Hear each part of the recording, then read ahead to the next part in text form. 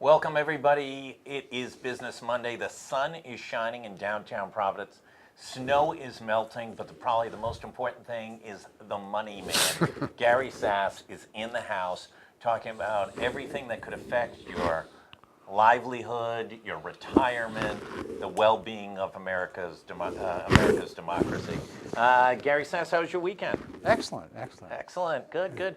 Do you guys just sit around when you have wealth like that, just counting stuff, or do you just have other people do the counting, or how does the super wealthy deal with? I don't know. I have no idea. I watch basketball. A lot of college basketball. Yeah. Excellent. Let's see here.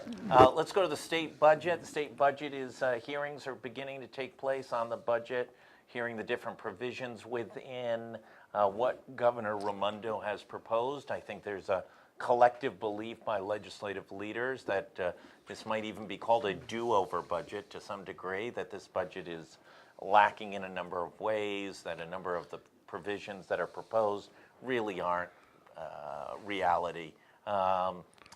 This seems like a strange budget for Governor Raimondo to offer in her 5th year in office.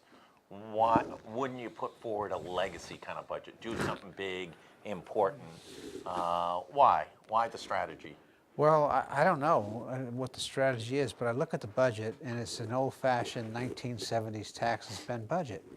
And there were a lot of programs that the governor apparently felt were important, such as, free college, universal pre-K. I could go on and on. But those are, in fairness to her, the combined cost of those two things are fairly small. But budgets are at the margin. Yeah. They are small, but there's just a whole slew of fee and tax increases to address that. So I don't have an answer for it, except that she probably felt that the highest priority needed to be given to the spending programs she wanted, and instead of going into the budget and trying to find monies through efficiencies and economies, that wasn't done, so it's just driven by revenue. That certainly would upset a legislative body in this particular climate. And I think the other thing is, I don't know how serious governors are sometimes in spending budgets, because they know that the budget will be reworked. They know that the final revenue estimates won't be available to May. And if you think about it, all governors are required in this state to put out a budget based on November economics, November revenue forecasts, and inevitably the May forecast on which the General Assembly is required to use in passing its budget are different. And so you put a governor in a position of, well, I'd like to put this program in, or I'd like to put that program in, but there's not enough revenue, so I'll submit a budget that keeps those programs in. I'll submit it in ways that I know are probably unpalatable to the people of the state, and we'll see what happens in May. And I think, I can't say that with any certainty, but that would be the human nature. But why take the hits? Obviously, huge backlash against beach fees. I know you were the only person in the state of Rhode Island who championed her. But all these little fees. Listen, the Wall Street Journal, yourself, most everybody has said this isn't the way we want to progress. The legislative leaders have already shot down the beach fees and said we're not going to touch the beach fees for 3 more years. Well, I got to clarify what I said on the beach fees, and I'm not going to walk this. I'm not going to walk this back an inch. I said that there was no reason to put beach fees on residents. I said the beaches were a bargain for people from Connecticut, and I had no problem at all increasing beach fees. Isn't there some requirement because of federal matches that you can't have it so disproportionate? You can't charge the Connecticut resident $500 in the Rhode Island resident. But you can charge the Rhode Island resident $7 and a Connecticut resident $12 or $13. Yeah. That's not what was being suggested. So I think you have to look at each of these revenue things, with an eye towards what's reality. And also, fees tend to be regressive. I know one of the things the legislature really took pride in was eliminating the fees, and I was involved in, it didn't come from us, it didn't come from any administration I worked in, but the legislature one night, really late in the budget session, said, what can we do for the people? Yeah. And there wasn't a lot of money to play with. 3 years ago. And there wasn't a lot of money to play with, so they knocked down the fees. So it was a kind of a tin air to increase those fees. But there are a lot of fee increases in that budget that really are questionable. taxing Netflix, taxing downloads of that sort is not particularly what you want to do right now, given the way the economy is going.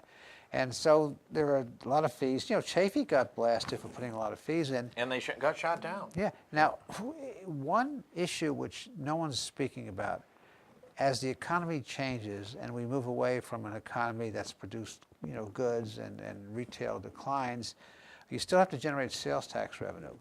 And the way you generate sales tax revenue is through broadening the base to services.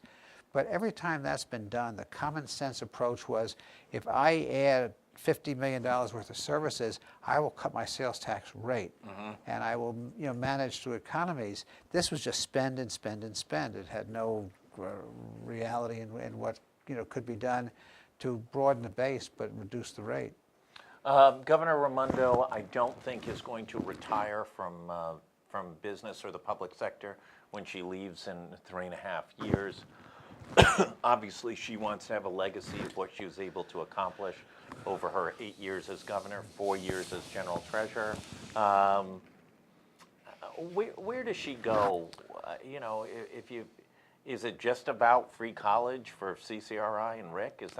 Is that all we're going to remember about her? Well, no. The first thing you'll remember about her, if memories don't become hazy over time, is that her crowning accomplishment was done before she was governor. Yeah. Her leadership in truth in numbers and reforming the pension system was a notable accomplishment. Now, we can argue that there were better or worse ways to do it, but the fact of the matter is that was a substantial gain in how she worked on the pension. So that is a legacy that cannot be taken away from her. Her legacy, however, beyond that as governor, is very murky right now. Even the Wall Street Journal, and this governor spends a lot of time, or her PR people spend a lot of time contacting national media, keeping up a kind of a persona that this is a pro-business, moderate Democrat governor, but her actions certainly this last cycle don't indicate that. And the Wall Street Journal said it was a shame. They used the word, shame that she was running business out of the state, just like the governors of Connecticut and Illinois. And the Connecticut and Illinois economically are basket cases right now. So her national persona is changing. But I think more important to that facts eventually catch up with you. Yeah. And if you begin, and so we've been fed a steady diet that the economy is improving. We have more jobs in the state. And it's true. They're not fibs at all. We have more people working. The unemployment rate is low.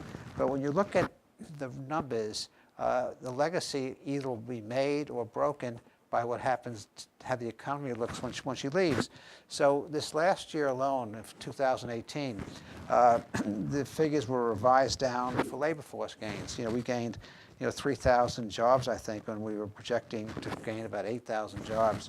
The labor force is not where it was in 2006, 12 years later. The jobs that we're creating, the wages, and this was done by people on our own revenue estimating conference, 28% of the jobs that we've created pay less than $35,000. 60% of the, not 60, 50% of the jobs, close to 50%, pay less than $60,000. So 75% of the jobs that we're creating some are good jobs, but a lot are pretty minimal, paid jobs, above the minimum wage, but not that much above the minimum wage.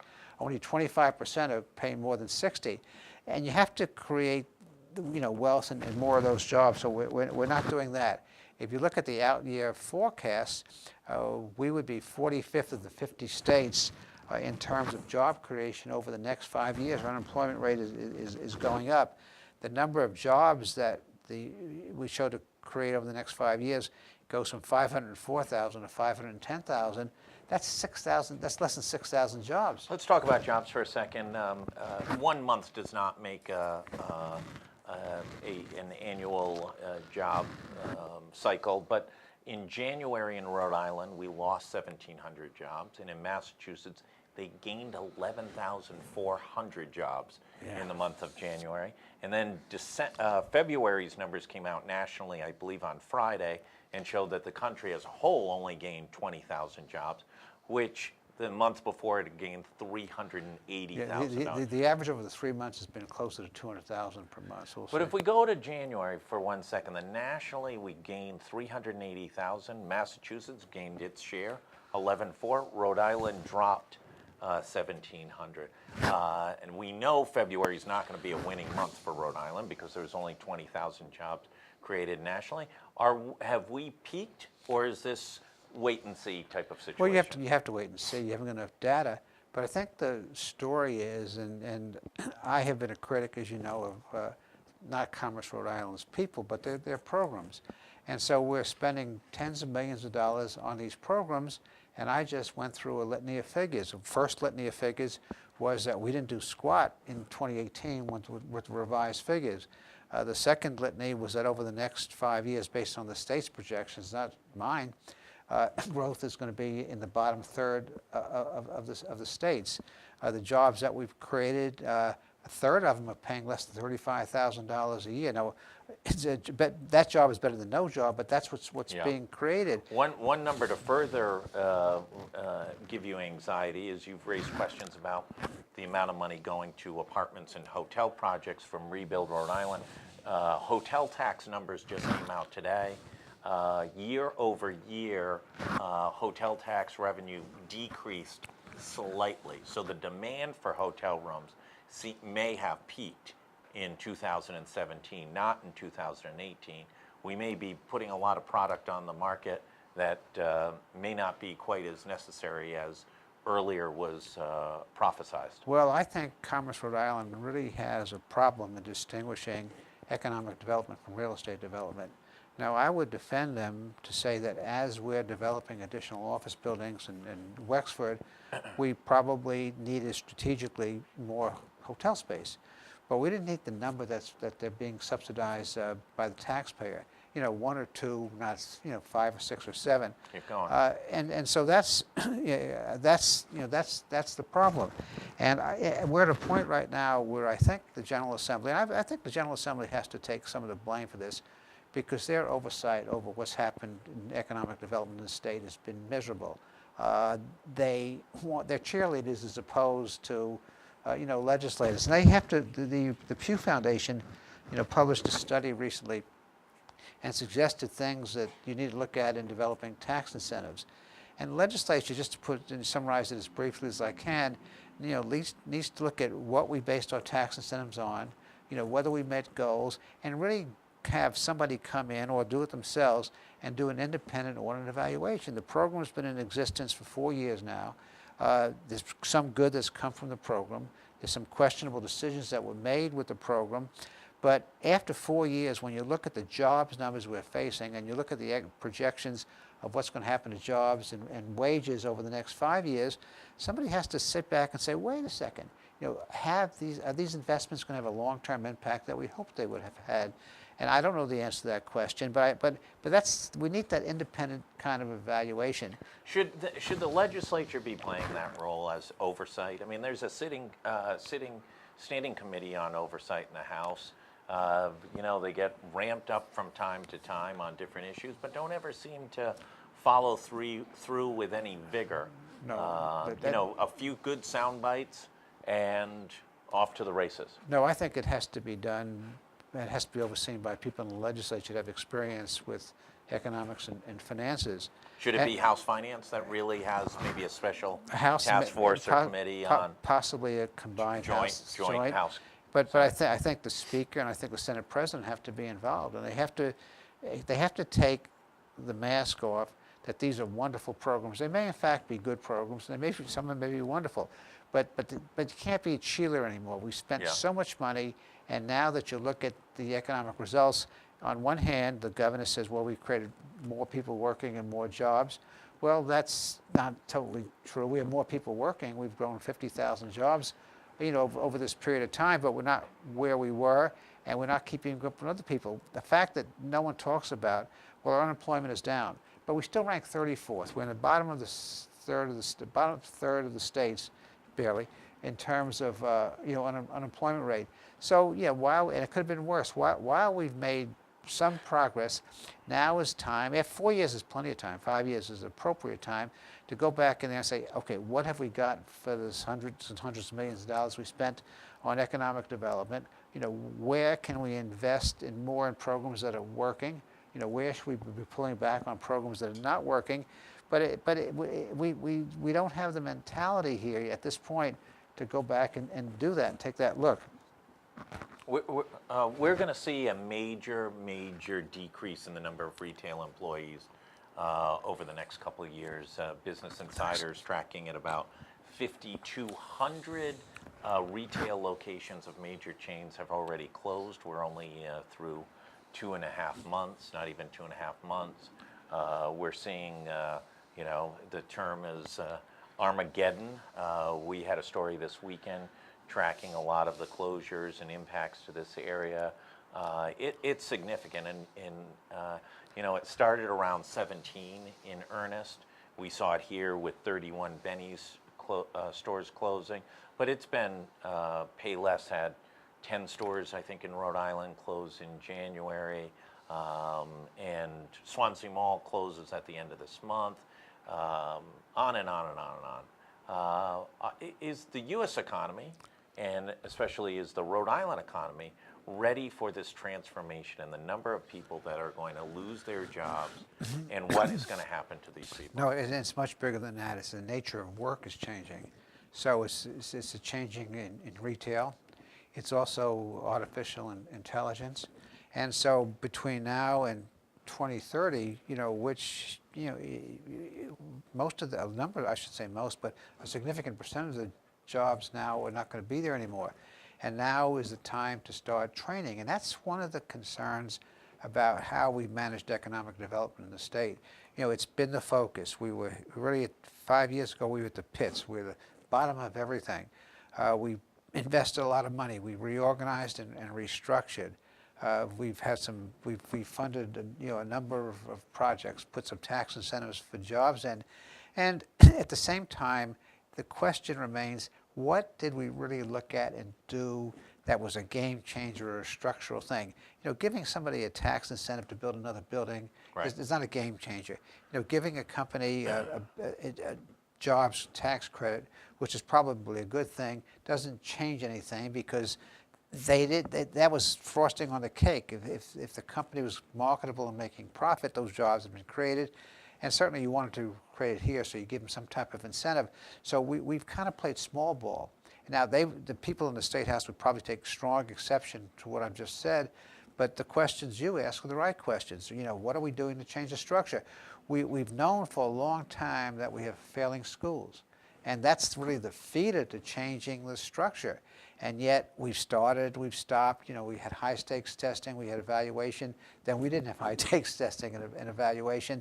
And Massachusetts, stayed the course. So it's that kind of leadership, it's that kind of structural change. It's really dealing with one or two big things that make a difference. So in the 1970s, late 1960s, early 1970s, we lost manufacturing in Rhode Island. We lost whole sectors of it. First going down to the Carolinas and other places in the South, and then ultimately them going overseas. And some will argue we've never recovered economically since that transition. Now, some of those jobs, some of those people then went into retail. There was a retail boom in the 90s. Now we're seeing a reversal, and it's a fast reversal. And are we ready for Route 2 to be half vacant? Are we ready for Providence Place Mall, where almost the entire first floor of restaurants are now gone and vacant for years? Well, when you point that out and paint that description, you have to realize that that's a national trend. Yeah, no, absolutely. And Providence Place Mall was a good investment. It was 1995. I was working for Almond at the time. I think 1995 the deal was made. So that's been 25, 30 years. Yep. That's in the real world, that's the shelf life of anything. Yeah. And so, we made a good investment. It helped. But then you look at the rest of the city of Providence, there was never any discussion of once you built the mall, what was your urban strategy beyond that? There was no urban strategy behind that.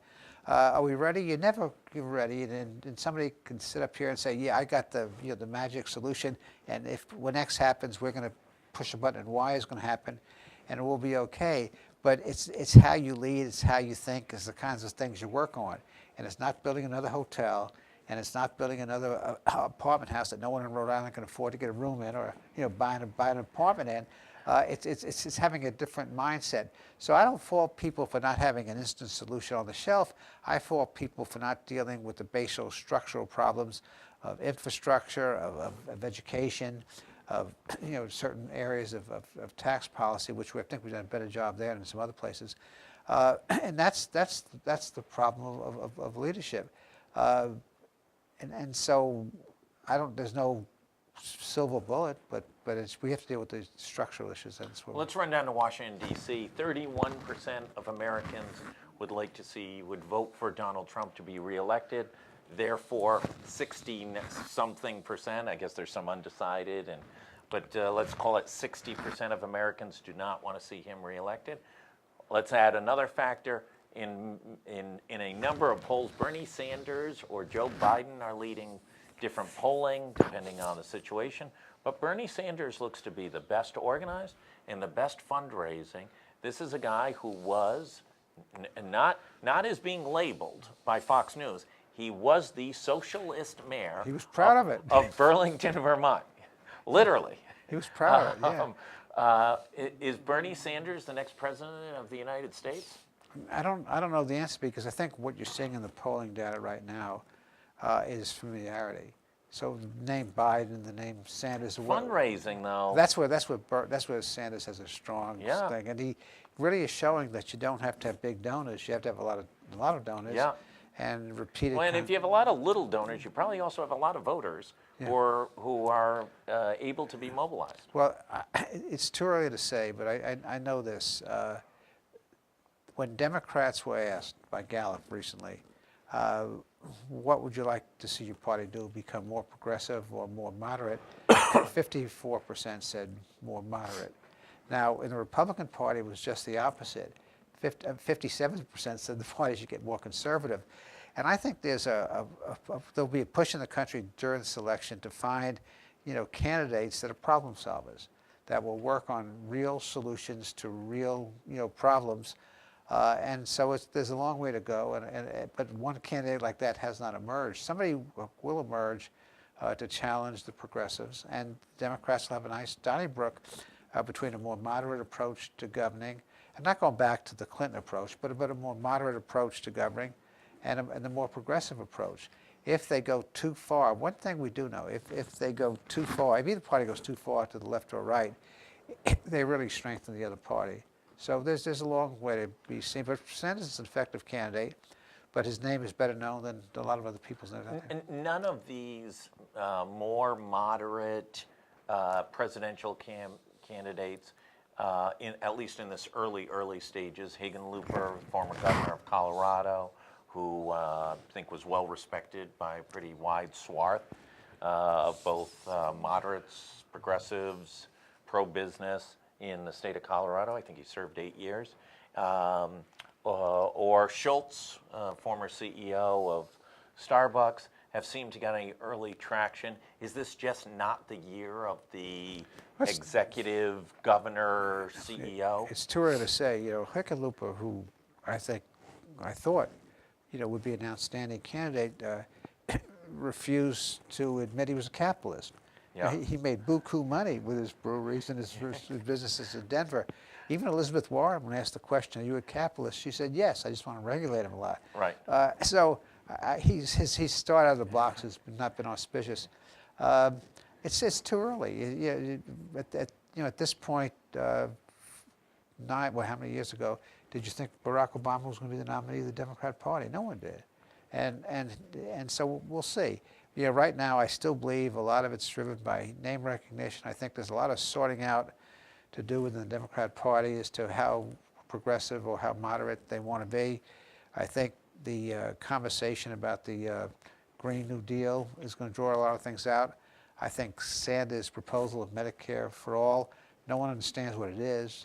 And if you tell people on Medicare that you're going to lose your insurance, and you tell business people with employer insurance you're going to lose your insurance, and you tell docs and hospitals that their reimbursement is going to be cut by 30 to 40%, and you tell people, oh, by the way, you're going to have a 50% tax increase, to 50% So tax I rate. don't disagree with you if we were talking about a general election, but those who go and vote, who are mobilized in primaries, are generally the biggest outliers. And see, and that's the challenge for both parties. Yep. It's really a challenge to the Democratic Party because you look at all the numbers right now, and you would be right to predict that Trump can easily be beaten.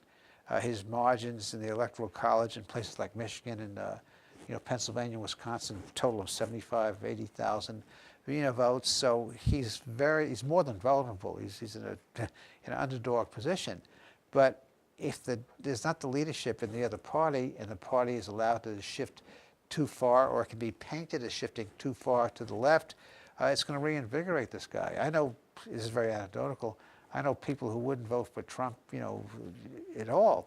And when you tell them, well, the opposition may be Bernie Sanders or Senator Warren, they say, well, I better think about this some more. And it's a broad middle out there.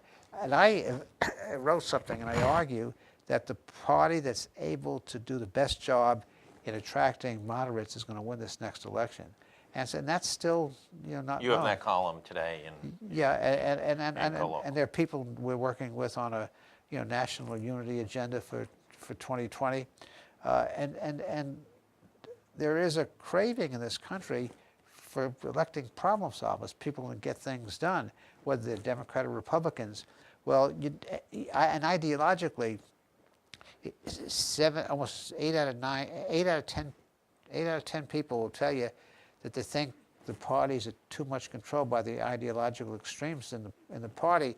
Very hard to get away from because you got gerrymandering, you got political correctness, you got this phony populism that's going on. So it's easy to talk about it, but the party that figures out a way to break out of that mold and move, in the case of the Republicans, to the center right, or in the case of the Democrats, to the center left, is going to have a real strong advantage.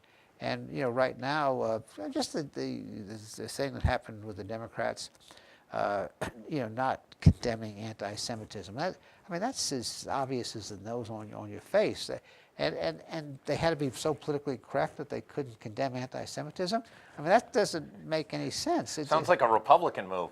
Yeah. If the polling is correct and 80% of Americans would like a moderate candidate, and let's just say in Rhode Island it's 70%, none of the 4 members of the congressional delegation have demonstrated any desire to be bipartisan in any significant way.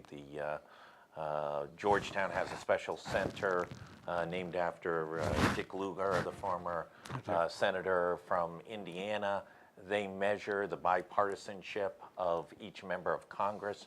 Rhode Island is generally the most partisan delegation, and especially Congressman Cicilline and Sheldon Whitehouse are in the absolute bottom of the list for bipartisanship. Is there any hope of encouraging them, moving them to work better across the aisle, or is that's just never going to happen with these 4 members of the delegation? Well, I think Cicilline is hopeless. I think Sheldon seems to play it both ways sometimes. He will. He is far below Jack Reed, and almost the least. But there are Republicans. McCain worked with him on certain issues, so he may be able to work on certain issues. I wouldn't dismiss that. But Rhode Island is not a prototypical state for the nation. It's a blue state. I'm not sure it's the first or second most blue state in the country. It's even so-called moderate Democrats, really, are gravitating, towards, the left because it's a blue state. A good example is how the Speaker handled the debate on the abortion issue. Mm-hmm. And I still don't know what the bill does or what it doesn't do. It was not something I would look at, but I watched the Speaker, and there was a time, if you distinguish managers from leaders, it's an interesting exercise to go through. If you teach management and administration. A leader has followers. Right. A manager has subordinates. Right. Now, I'm not saying members of the legislature are subordinated to the speaker, but the analogy holds some truth that the speaker's in a position of power, so he can effectively manage the House. That's what he's elected to do, correct? Or the leadership. Right. But he's also elected to lead. Right. And on these issues, he's having more trouble leading. He's managing well. He's a capable speaker, so he's managing well. But you also have to lead to stay there a long time. Gary Sasse, thank you very much. My As pleasure. always, great insights both into both state and federal issues. I want to thank everybody for tuning in today. Appreciate all our guests, Leo Pollack, interesting entrepreneur, reinventing the waste stream. Anthony Sanders, our bet is he's going to be a big, big success in his custom bow tie company. I think that one's ready to bust loose. And Gary Sasse, the money man, we'll have to get you one with money dripped all over it. I'd love a bow tie. I have trouble tying them, so that'd be great. Everybody look back tomorrow. Kate Nagel is in the house hosting GoLocal Live, and we've got a jam-packed week. Thanks, everybody, for tuning in. A number of interesting stories on today. Take a last peek, and I think there's a couple things going up shortly this evening.